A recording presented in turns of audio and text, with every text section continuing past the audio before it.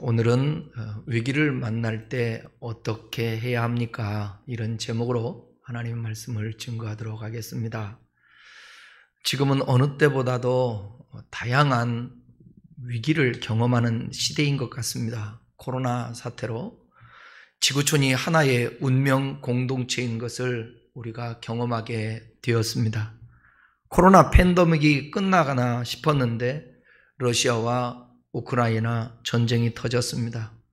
세계의 각국 증시는 위기를 극복하기 위해 노력하지만 미국의 고물가와 연준통화 긴축에 따른 경기 침체 우려로 전 세계 증시가 어려운 가운데 있고 경제의 위기를 만났습니다.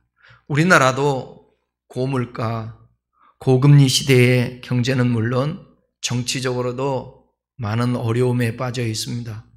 영끌에서 집을 산 사람들, 특별히 젊은이들은 아사 상태가 되었습니다. 어제 서울 도심에서 보수와 진보가 피켓을 들고 시위를 벌이며 정치적 대립과 갈등을 드러내고 있습니다. 개인의 자유와 기본권을 심각하게 위협하는 차별금지법, 즉 평등법은 소수자를 위한다 하지만 오히려 다수에 대한 불평등과 역차별을 가중시켜 더 많은 사회 갈등을 초래하고 있습니다. 모순덩어리인 악법이 국회에 발의되어 있습니다. 이 법이 통과되면 우리 다음 세대에게 동성연애와 동성결혼은 자연스럽게 받아들이게 되고, 동성애를 만약에 반대한다면 법적으로 처벌을 받게 됩니다. 전 세계적으로 우리나라가 이혼율, 자살률, 출산율이 심각한 상황입니다. 교회적으로는 코로나 이후에 성도가 급격히 줄어들고 있고요. 예배 드리는 숫자도 현저히 줄었습니다. 재정 어려움은 교회들마다 말할 나위가 없습니다. 사회 전반적으로 열거하기에 민망할 정도로 많은 상황들이 말 그대로 위기입니다. 그러나 제가 설교를 준비하면서 가만히 생각해 보니까 우리가 위기가 아니었던 때가 없더라고요. 그래도 하나님의 은혜로 여기까지 함께 하시고 도와주신 은혜를 감사하지 않을 수 없습니다. 그건 저의 고백입니다. 분명한 것은 앞으로도 우리에게 위기는 계속될 텐데 문제의식을 갖고 어떻게 계속 대처해 나가야 하는가, 그것이 중요한 것이죠. 위기가 오면 누구나 힘들어합니다. 그러나 위기를 절망하고 패망으로 나아갈 것인지 아니면 발판으로 삼아 오히려 이것을 좋은 기회로 삼을 것인지는 전적으로 그 사람에게, 자신에게 달려있다라는 것입니다. 위기가 다가오는 것은 숙명적이지만 거기에 대해서 반응하는 것은 선택적이다. 불평하고 짜증내고 원망하고 포기하느냐, 아니면 하나님을 붙들고, 아니면 긍정적으로 생각하면서 견딜 건 견디고 이겨낼 건 이겨내는, 그렇게 반응하는 것은 전적으로 우리의 몫이라는 것입니다. 역사학자 아놀드 토인비는 이렇게 얘기했습니다. 역사적으로 문명이 최고로 발전한 시기는 평탄할 때가 아니라 고통스러울 때였다. 위기는 각성을 낳고 각성은 참신하고 창조적인 방향을 낳는다. 위기할 때 생각하게 되고, 위기할 때 고민하게 되고, 위기할 때 더 집중하게 되니까 각성하게 되고요, 참신하게 되고요, 창조의 역사를 만들어낸다라는 거예요. 그 방향으로 가기 때문에. 그러니까 위기는 여러분, 너무나도 우리가 항상 듣는 얘기지만 기회일 수 있습니다. 여러분도 위기를 잘 대처하면 기회가 되고 축복이 될 수 있는 줄 믿습니다. 경영의 신이라고까지 불려진 전설적인 경영자 GE의 전 회장이었던 잭 월치 아시죠? 2020년 제 기억으로 3월인가에 세상을 떠났는데, 그는 위기 관리에 대해서 많은 경영을 해보면서 이렇게 얘기했습니다. 우리의 삶이라든지 신앙이라든지 또 적용할 수 있다고 생각되어져서 한번 말씀드려보겠습니다. 일반적으로 위기는 5단계를 밟는데 첫 번째 단계가 뭐냐? 부인 단계입니다. 위기가 다가왔지만 사람들은 애써 이것을 외면하려고 그래요. 저와 여러분도 그러잖아요. 어떤 문제가 오면 이 문제를 받아들이고 인정하기보다는 자꾸 부인하려고 합니다. 그러다가 두 번째는 봉쇄 단계로 됩니다. 누군가가 문제를 해결하도록 해서 문제점이 사라질 것이라는 확신을 주려고 해요.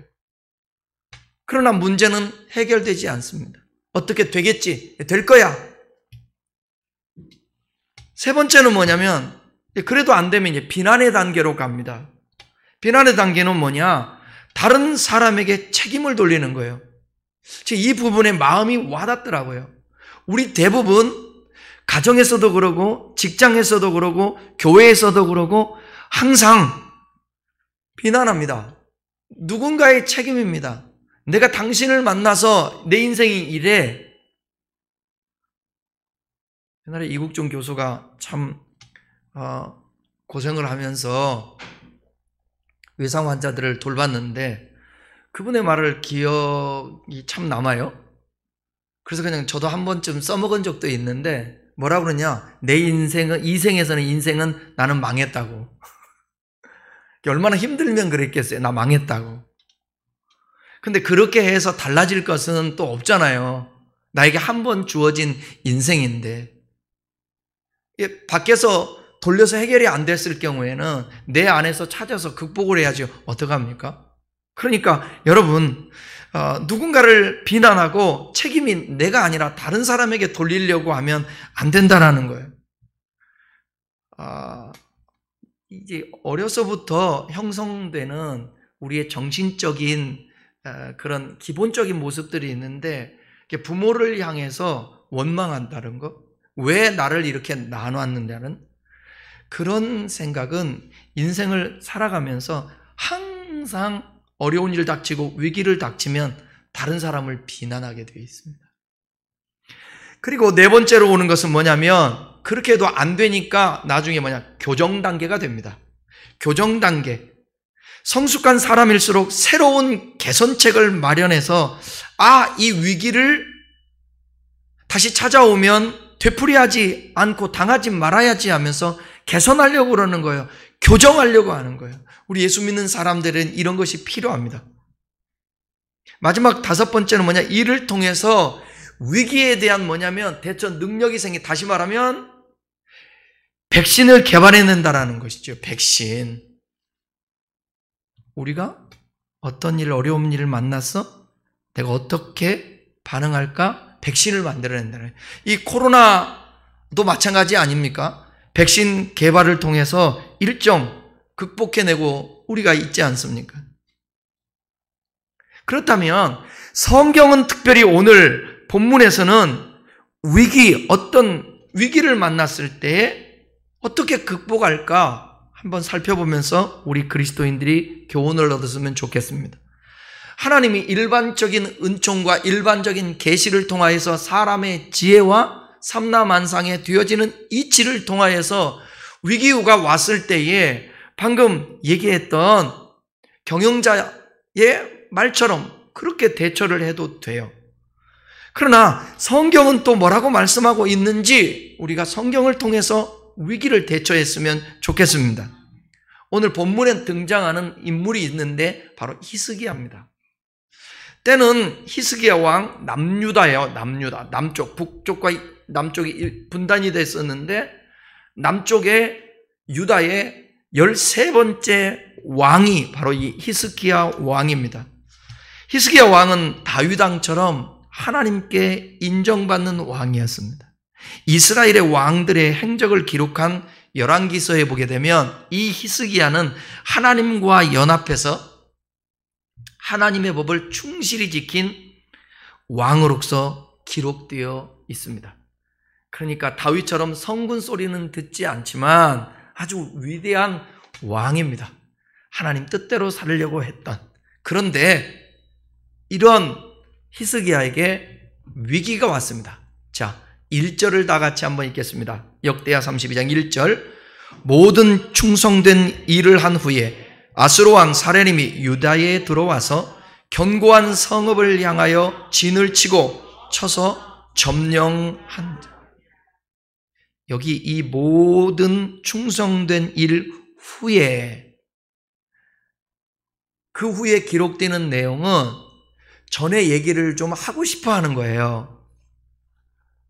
뭐 성경에 또 그러므로라든지 이런 말도 나와도 마찬가지고. 근데 여기 모든 충성된 일 후에를 살펴보면 히스기야는 왕위에 오르자마자 성전을 수리하는 우상을 척결하였습니다. 그러니까 29장까지 앞에 3장을 보게 되면 그 내용이 나오는데, 그는 마음을 다하여 하나님을 섬기는 일이 하나님의 백성의 최우선적 사명인 것을 백성들에게 가르쳤습니다. 그리고 이스라엘 전역에 6월절을 3대 절기 중에 하나인 6월절은 이스라엘 백성들에게서 매우 중요한 하나님과의 관계 속에서 기념하는 절기임에도 불구하고 그들이 6월절을 지키지를 못하고 있었습니다. 그런데 히스기야가 6월절을 지키는 것을 회복시켰습니다. 그리고 11조 제도를 재확립을 했습니다. 국내에 종교적으로 산재해 있던 중대한 현안들을 매우 효과적으로 잘 해결하였습니다. 그로 인해 이제 그의 왕국은 안정기에 접어들어 태평성대가 열리는 것처럼 보였습니다.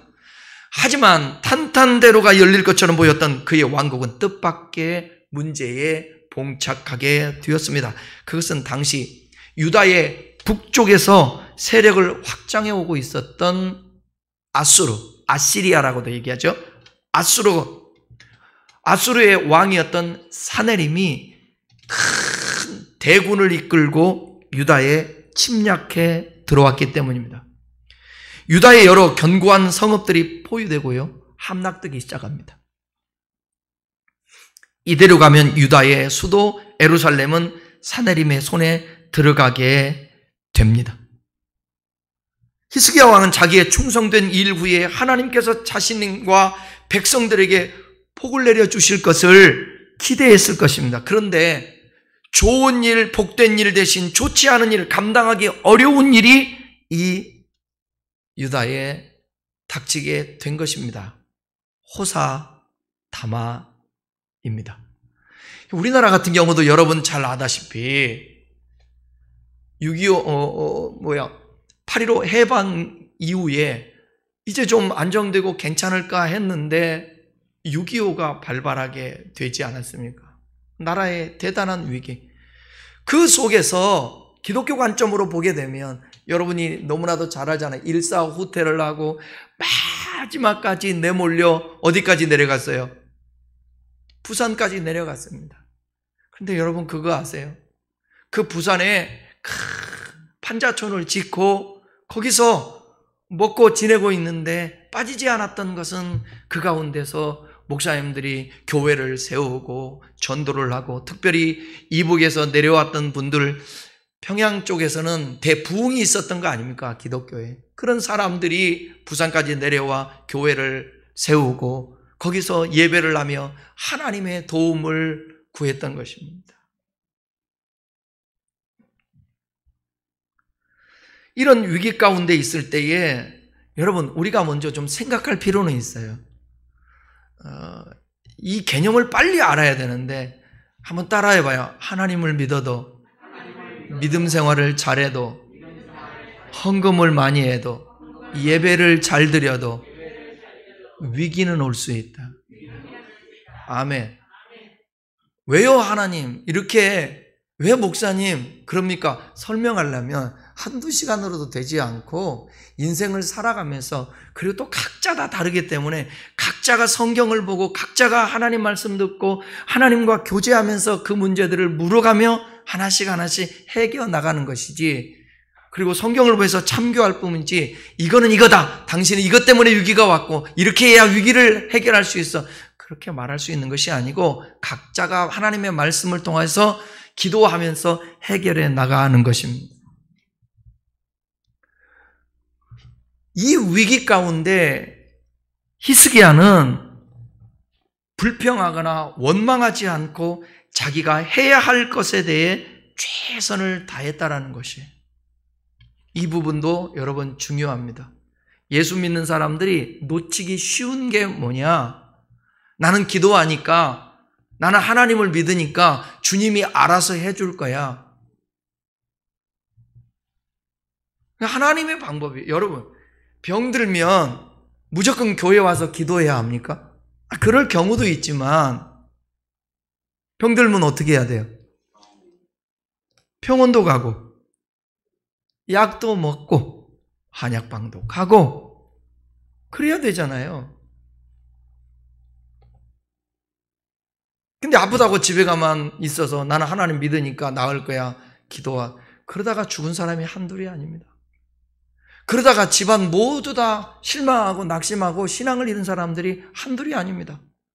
낫겠다고 했던, 기도해서 낫겠다고 했던 그 믿음은 어디 가버리고, 뜻대로 안 되니까 하나님이 없다고 하는 건 뭐예요? 그럼 그분의 믿음은 주관적인 믿음이죠.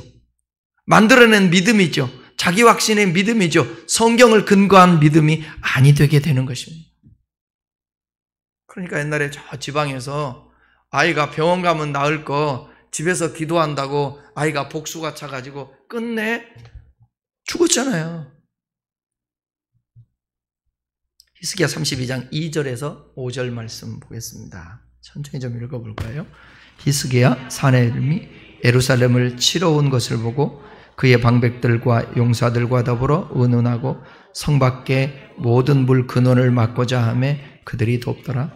이에 백성이 많이 모여 모든 물 근원과 땅으로 흘러가는 시대를 막고 이르되 어찌하여 아수르 왕들이 와서 많은 물을 얻게 하려고 하고 히스기야가 힘을 얻어 무너진 모든 성벽을 보수하되 망대까지 높이 쌓고 또 외성을 쌓고 다윗성의 밀로를 견고하게 하고 무기와 방패를 많이 만들고. 히스기야 왕은 사네들림 왕이 쳐들어왔을 때 자신이 해야 될 일이 무엇인가를 깊이 생각했습니다. 그리고 자기 손에 미치는 데까지 일을 했는데, 특별히 처음에 보면 3절에 방백들과 용사들과 더불어 의논하고, 왕이라고 해서 자기 마음대로 하지 않았습니다. 의논했습니다. 의논. 어느 공동체든지, 가정도요, 독불장군식으로 한 사람이 주도해서 끌고 가려고 그러면 안 되고요. 직장이든 공동체도 똑같아요. CEO라고 해서 자기 마음대로 하려고. 교회도 마찬가지예요. 교회도 담임 리더라고 해서 교회 목사가 마음대로. 특별히 교회라는 이게 특성이 있습니다. 그래서 교회는 아무나 붙들고 의욕도 없고 할 마음도 없고 믿음도 없고, 그런데 붙들고 의논할 수는 없잖아요. 그래서 함께 교회를 세워가고 사랑하고 하면서 교회를 위해서 리더십과 함께 의논하며 교회를 세워 나가야 합니다. 먼저 목회자가 의논하며 나가려면 성도들이 믿음이 있어야 합니다. 그리고 교회에 대한 사랑이 있어야 됩니다.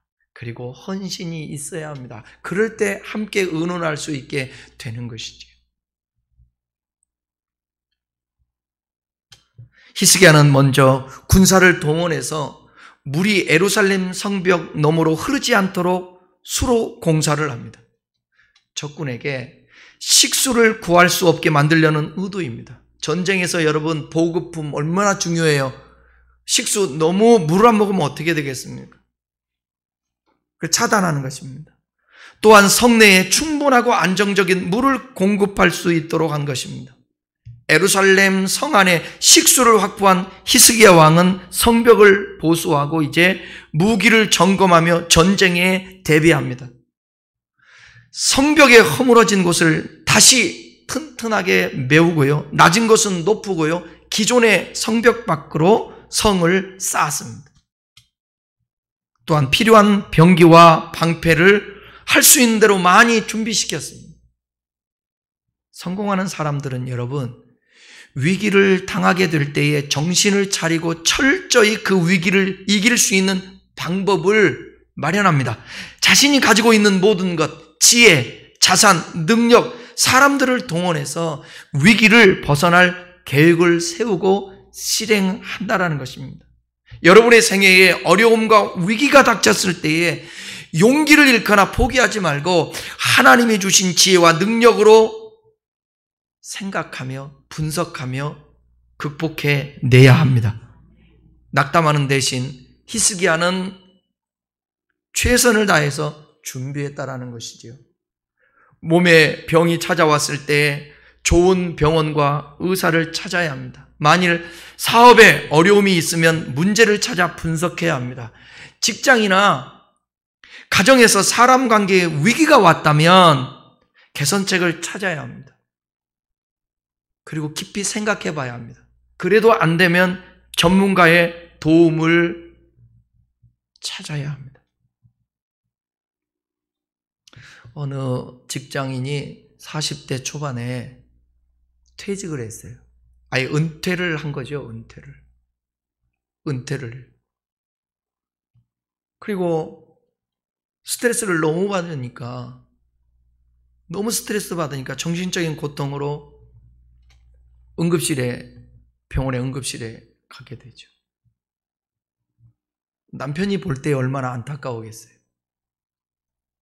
무슨 상덕을 바라보면서 살다고 이렇게까지 병들으면서까지 그렇게 돈을 벌며 이렇게 살 필요가 있는가?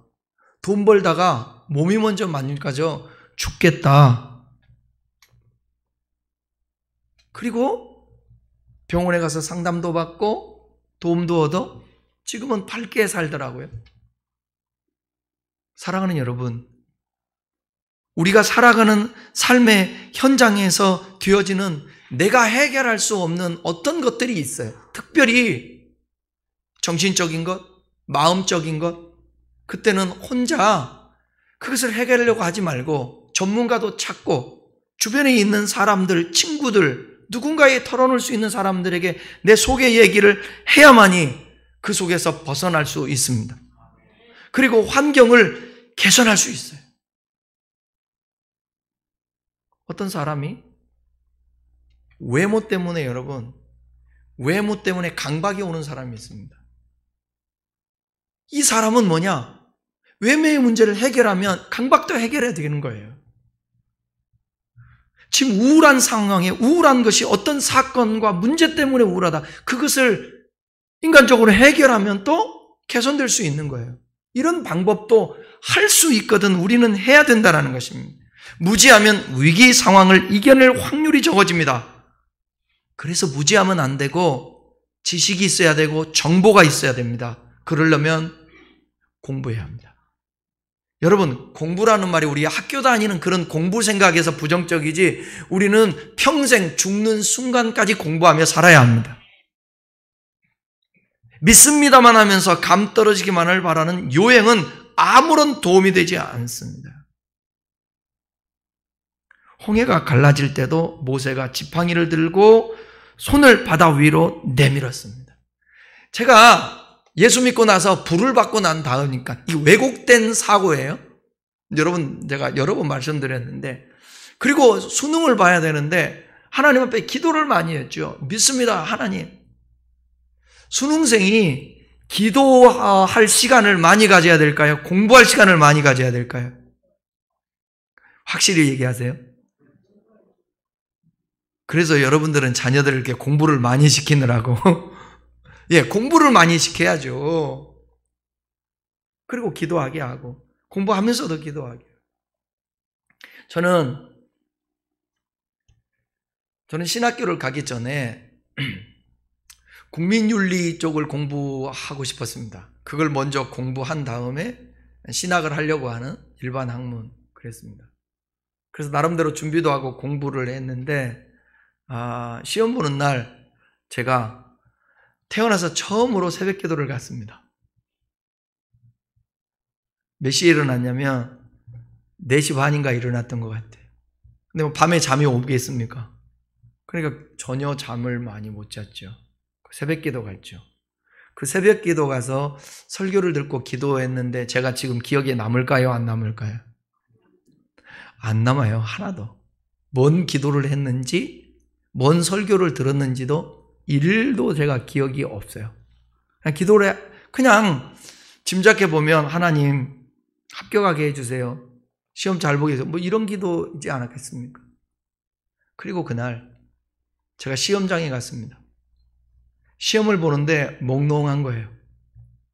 마지막 시간에는 펜이 떨려가지고 시험을 볼 수가 없더라고요.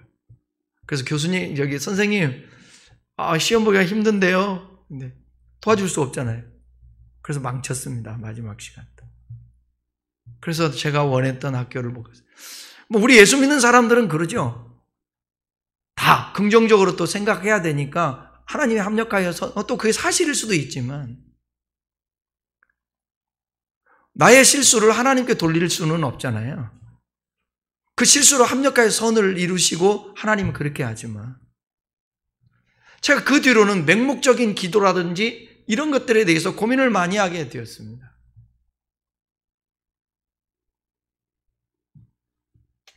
하나님은 우리가 해야 될 부분은 때로는 우리가 해야 될 것을 주님이 말씀하십니다. 믿습니다만 하지 마십시오. 감 떨어지기만을 기다리지 마십시오. 감 떨어지기 기다리지 말고 언제 떨어질지 알아요. 나무 가지고 올라가서 그거 손으로 든지 나무로 따야 되는 것입니다. 홍해가 갈라질 때 하나님이 모세에게 지팡이를 들고 손을 내밀라 그랬어요. 그냥 갈라면 되잖아요. 네가 할 게 있다라는 거예요. 순종할 때 갈라지더라고요. 여리고성이 무너질 때에 일주일 동안 그 여리고성을 주위를 도는데 6일까지는 하루에 한 번씩 돌고 마지막 7일째는 7번을 돕니다. 그러더니 무너졌습니다.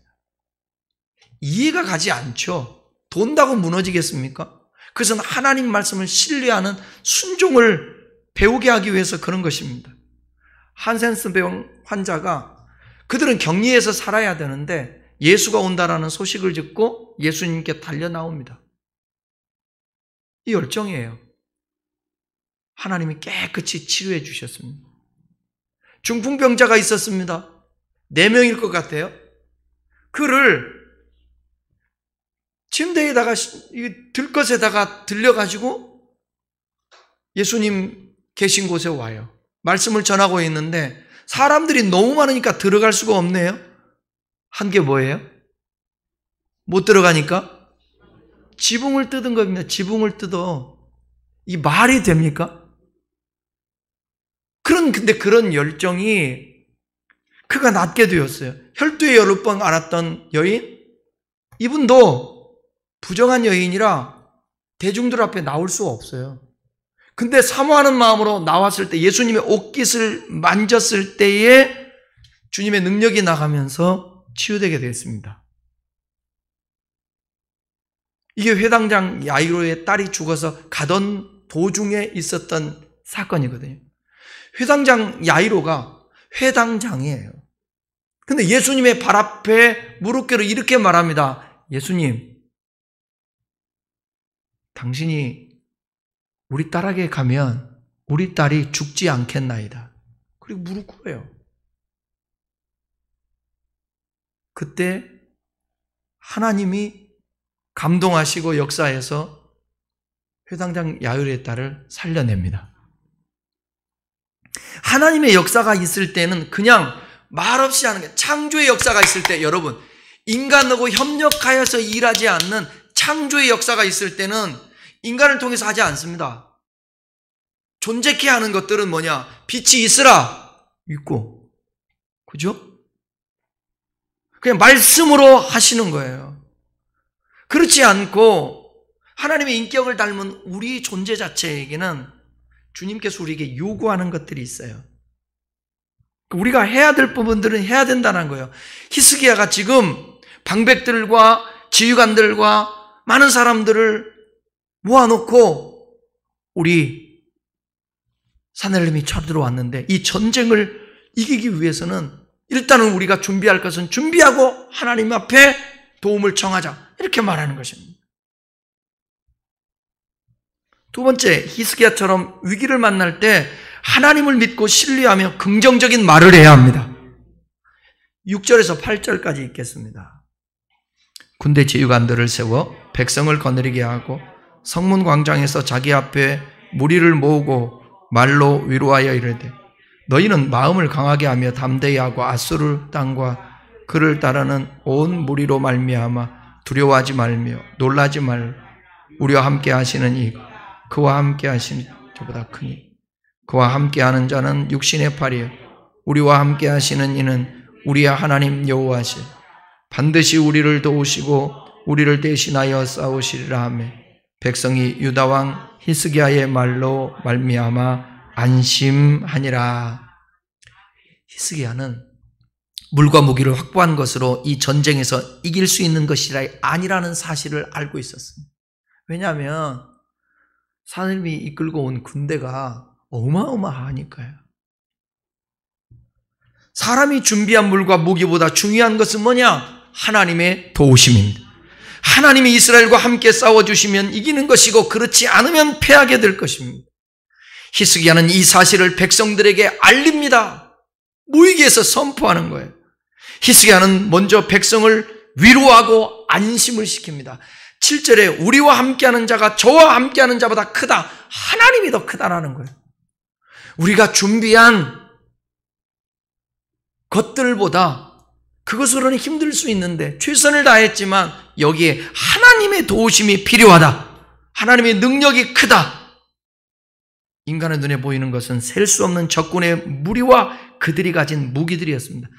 인간의 계산으로 적군의 숫자는 이스라엘의 군대가 감당하기에는 불가능한 것이었습니다. 그러나 믿음의 눈으로 보면 아시리아의 이 군대와 이 무기는 전능하신 하나님 앞에서 아무런 힘도 쓰지 못하게 합니다.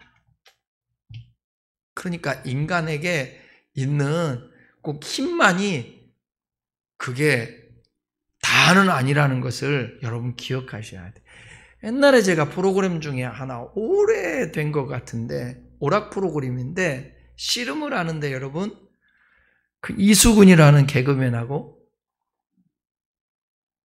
키 큰 사람 누구 있죠? 서장훈하고 씨름을 하더라고요. 모든 사람은 누가 이길 걸로 생각했을까요? 왜요? 이러니까 가슴 하나가 더 있으니까. 그런데 실제로 시켜놨거든요. 붙었는데 이수근이 이기더라고. 이제 그만에 가지고 있던 어떤 재치와 능력과 기술도 있었겠죠. 우리가 아무리 약하다 할지라도 하나님이 힘주시고 하나님이 도우시고 역사하시면 우리는 위기 가운데서도 일어날 수 있습니다. 극복해낼 수 있습니다. 우리나라가 그랬잖아요. 6.25 전쟁 거쳤죠. 4.19 그 다음에 우리 6월 항쟁 많은 것들 경제 위기들 또 IMF도 있었고 2008년도도 또 미국 때문에 경제 위기 있었고 계속 있지만 이 모든 것들을 북한은 계속해서 미사일을 쏘아대고 협박하고 욕하고 그래도 이렇게 건재하게 지금 살아남고 있지 않습니까? 동의가 안 되는가 본데 저는 그래도 다 이 모든 것들이 우리가 모일 때마다 기도하고 하나님이 주시는 그 은총이라고 여러분 믿습니다. 정치하는 사람들을 보십시오. 날마다 서로 간에 반목하고 비판하고 큰일 났네, 죽겠네, 당신의 당 때문에 나라가 망할 것이고 망했으면 벌써 망해야 되는데 그래도 여기까지 온 것입니다. 그런데 문제는 앞으로예요. 앞으로 이 6.25를 어떻게 극복해야 될 것인가 또 기도하고 하나님께 매달려야 될 것이죠. 그리고 중요한 것은 뭐냐면 위기와 어려움이 있을 때 공동체 안에서라든지 나와 관계된 사람이라든지 자신에게 긍정적인 말을 해야 됩니다. 이제 끝났어. 안 돼. 포기해버려. 그러면 하나님이 역사할 수가 없습니다. 제2차 세계대전이 일어났을 때 영국 국민들은 극도의 혼란에 절망 속에 빠졌습니다. 사람들은 당황했고 예측할 수 없는 내일 앞에 허둥대고 있었습니다. 그나마 다행스러운 것은 그들에게 믿을 수 있는 그 당시에 두 사람의 지도자가 있었습니다. 한 사람은 탁월한 정치가 있던 위스턴 처칠이고요. 또 한 사람은 존경받는 기독교 종교 지도자 윌리엄 템플이라는 주교가 있었습니다. 영국에서는 성공회라고 그러죠. 개신교인데 성공회. 교리는 기독교 개신교인데 예식은 천주교식이 많아요. 그래서 명칭도 목사라고 부르지 않고 주교라고 부릅니다. 전쟁쯤에 영국의 여왕은 영국의 국민들에게 가장 신뢰하는 이 두 사람에게 라디오 연설을요 부탁을 했습니다. 허무와 절망에 빠졌던 영국 국민들은 라디오 볼륨을 높이고 그들이 사랑하고 존경하는 지도자의 연설에 귀를 기울이고 있었습니다. 그런데 짜고 한 것도 아닌데요. 두 사람 다 연설에서 처칠과 템플이 이런 말을 합니다. 연설 마지막에 똑같은 말을 하는데 여러분, 지금이야말로 우리가 하나님을 바라볼 때입니다. 지금 무엇보다도 먼저 할 일이 있다면 그것은 전능하신 하나님 앞에 나아가 예배하는 것입니다. 우리 모두 경건히 무릎을 꿇어 전능하신 하나님을 바라봅시다. 믿음 없는 사람이 볼 때에는 전쟁이라는 비상사태에 하나님을 바라보라는 것은 어리석어 보일지 모릅니다. 그러나 약속을 믿는 자들에게는 하나님의 능력이 나타나게 되어 있습니다. 약속 믿고 모여서 하나님을 예배하고 그럴 때에 마음이 안정되게 되고 결국에는 승리하게 되는 그 영국의 역사였습니다. 그러므로 여러분, 어려울수록 하나님의 약속 붙들고 믿음으로 굳게 설 수 있기를 바랍니다. 그리고 안심을 시켜야 합니다. 가정에 뭔 일이 있을 때 아이들 전혀 의식하지 않고 아이들 불러대갖고 야 이리 와봐, 이제 우리 집 끝났다, 각자 뿔뿔이 흩어져야 되니까 너도 아르바이트하고 뭐하고 해서 우리 가정은 이제 끝이다. 그런 가정은 희망이 없는데, 공동체도 마찬가지예요. 여러분은 누구도 교회가 어렵다고 해서 이제 목사님 교회 그만하시죠. 어려운데 교회 문 닫으시죠. 내 후배 교회가 얼마 전에 장로라는 사람이 그 얘기를 그래서 목사님이 그럴 수 없습니다. 어떻게 하나님의 교회를 그럽니까? 그럼 제가 나가겠습니다 하고 나갔어요. 아무리 형식과 겉으로 열심을 내고 한다 할지라도 믿음이 있는 게 아니라 위기를 닥쳐보면 그 사람의 믿음을 압니다. 진짜 믿는지 안 믿는지. 진짜 믿음이 있어야 천국 갑니다. 진짜 믿음이 있어야 주님 대면할 수 있습니다. 여러분, 지옥은요 그냥 만만한 곳 아닙니다. 성경의 표현대로 하면 불로써 소금치듯 함이니라 그렇게 말씀하고 있습니다. 마지막 세 번째로, 히스기야처럼 위기를 만날 때 하나님께 부르짖어 기도해야 합니다. 오늘 본문은 나오지 않지만 20절, 21절에 보면 기도한 내용이 나옵니다. 같이 함께 읽겠습니다. 이러므로 히스기야 왕이 아모스의 아들 선지자 이사야와 더불어 하늘을 향하여 부르짖어 기도하더니 여호와께서 한 천사를 보내어 아스루 왕의 진영에서 모든 용사와 대장과 지휘관들을 멸하신지라. 아스루 왕이 낯이 뜨거워 그의 고국으로 돌아갔더니 그의 시내 전에 들어갔을 때에 그의 몸에서 난 자들이 거기서 칼로 죽였더라. 여기 보면 히스기야가 더불어 기도했습니다. 선지자 이사야를 불러 함께 기도를 했습니다. 여러분, 한 사람이면 패하거니와 삼겹줄은 능히 이길 수 있습니다. 그러니까 나 혼자가 아니에요. 같이 해야 돼요. 그래서 예배에 함께 와서 기도하고 두세 사람이 내 이름으로 모인 곳에 그들 중에 나도 함께 있겠다. 성령의 임재가 있게 우리가 함께 더불어 기도하는 것입니다.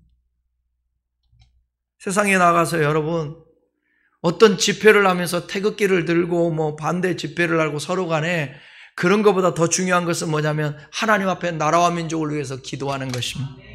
기도가 우선이에요. 여기 또 부르짖어 기도했다 그랬는데 부르짖다는 이 해당하는 단어가 뭐냐면 히브리어로 자크라는 단어인데 본래 고통 속에 빠진 자가 도움을 구하며 큰 소리로 애절하게 부르짖는 것을 나타낼 때 주로 사용했습니다. 구약 성경이요 73번 사용했습니다. 이 단어가 나오는 부분 대부분 뭐냐면 환난에 처한 이스라엘이 하나님께 도우심을 구하기 위해 부르짖었을 때 그때 묘사할 때 이 단어를 썼다라는 거예요. 자아크라는 단어를. 히스기야 기도 역시 벼랑 끝에 몰린 사람이 구원자를 찾아 울부짖는 그런 애절한 기도였습니다. 이와 같이 부르짖어 기도하라는 것은 간절하게 집중해서 기도하라는 것입니다. 사랑하는 여러분, 우리가 기도하다 보면 때로는 칠흑같이 어두운 터널을 지나갈 때도 있습니다. 그럴 때 우리도 끝까지 하나님의 사랑을 붙잡아야 합니다. 우리를 위해 독생자를 아끼지 아니하시고 내어주신 그 하나님의 사랑을 붙잡아야 합니다. 하나님의 긍휼하심과 자비하심을 의지하고 구해야 합니다. 히스기야는 국난을 놓고 하나님을 향하여서 기도를 했는데 여기 하나님을 향해서 기도했다. 하늘을 향해서. 이 하늘이라는 단어는 하샤마임이라는 단어인데요. 하나님께서 계시는 곳으로 일정한 장소로서 인간의 능력으로 도달할 수 없는 초월적인 영역, 그것을 표현할 때 이 하샤마임이라는 하늘이라는 단어를 썼습니다. 그래서 우리가 주기도문 가르쳐 줬는데 주기도문 기도할 때에 아버지 하나님 그렇지 않고 뭐라고 그러죠? 하늘에 계신 우리 아버지, 이 하늘이라는 말을 쓸 때는 뭐냐면 우리와 구분되는 초월자 하나님을 설명하기 위해서 그러는 거예요. 초월자 하나님 앞에 하늘을 향해서 기도할 때에 우리 하나님이 역사하는 것입니다. 그럴 때 어떤 결과가 일어났나요? 21절에 하나님이 천사를 보내서 아수르 군대를 물리쳐버렸습니다. 그리고 퇴각해 사내립은 자기 고국 땅으로 돌아갔어요. 근데 오늘 이 문맥상에 보게 되면 곧바로 죽은 것 같이 나오는데 아니 조금의 기간이 지난 후에 누구한테 죽임을 당하죠? 본문에 보면 뭐라고 나와요? 신전에 들어가 있을 때 그 몸에서 난 자들이 거기서 칼로 죽였더라. 그러니까 친자식들이 이 아비를 죽이게 되는 것입니다. 그냥 아수르에 살지 뭘 그 유다 조그마한 나라 점령하겠다고 쳐들어와가지고 하다가 꼴이 이렇게 되는 거예요. 인간은 모두 다 욕망으로부터 여러분 전쟁도 일어나고 싸움도 일어나게 되고 도둑질도 일어나고 간음도 일어나고 그러는 거예요. 그래서 10계명 중에 여러분 왜 하필이면 10계명이겠습니까? 11계명, 2계명, 3계명 얼마나 많은데 근데 다 열거한 후에 마지막 10계명이 뭐죠? 모르면요 여기 뒤에 성경 뒤에 딱 넘기면 나와요. 내 이웃의 것을 탐하지 마라. 그 말 한마디로 더 이상 계명을 진전시킬 이유가 없는 거예요. 거기에 다 포함되니까. 욕망 부리지 말라는 거예요. 남의 거 욕심 부리지 말라는 거예요. 자족하며 살으라는 거예요. 하나님이 주신 대로 살으라는 거예요. 욕망이 저 보시죠. 러시아의 욕망. 네? 기업들의 어떤 욕망과 열심히 자본주의에서 시장경제체에서 일하는 것 중요하지만 기업들의 욕망, 내가 살아야 되기 때문에 이웃들을 죽이고 심지어 교회까지 이 자본주의가 들어와서 자기 교회가 살기 위해서 옆에 있는 교회를 죽이고 일산에서 그런 데 있어요. 저는 최소한도 이해가 안 가는 부분이 있어요. 어떻게 기존 교회가 한 100평, 150평 되어 있는 교회가 있는데 바로 담장도 헐어져 있어요. 그냥 다리만 건너면 들어와요. 이미 기존에 있던 그 교회 옆에다가 수천 평의 땅을 사서 예배당을 짓는 이런 것은 욕망에서 비롯된 거 아닐까요? 하나님은 그런 것을 기뻐하지 않을 거예요. 여러분, 위기 때 어떻게 반응하냐가 중요합니다. 결론입니다. 위기의 순간을 만나면 히스기야처럼 불평하거나 원망하지 말고 내가 뭘 해야지 찾고 고민하고 대처할 수 있기를 바랍니다. 그리고 하나님을 믿고 신뢰하십시오. 그리고 긍정적인 말로 많은 사람들을 위로하며 안심시켜야 합니다. 걱정하지 말라고, 두려워하지 말라고, 하나님이 함께하면 된다고. 마지막에는 뭐냐? 그 어떤 것보다도 하나님을 의존하는 기도입니다. 그래서 저와 여러분들의 입술에 통한 기도로서 여러분 앞에 펼쳐 있는 나라와 전 세계와 가정과 직장과 우리의 생활 가운데 개인적으로 있는 이 위기들을 다 극복할 수 있기를 바라고, 앞으로도 반드시 여러분 위기는 다 옵니다. 그 위기들을 그때마다 이 말씀 기억하고 승리할 수 있기를 주님의 이름으로 축원합니다. 주님의 이름으로 축원합니다. 기도하겠습니다.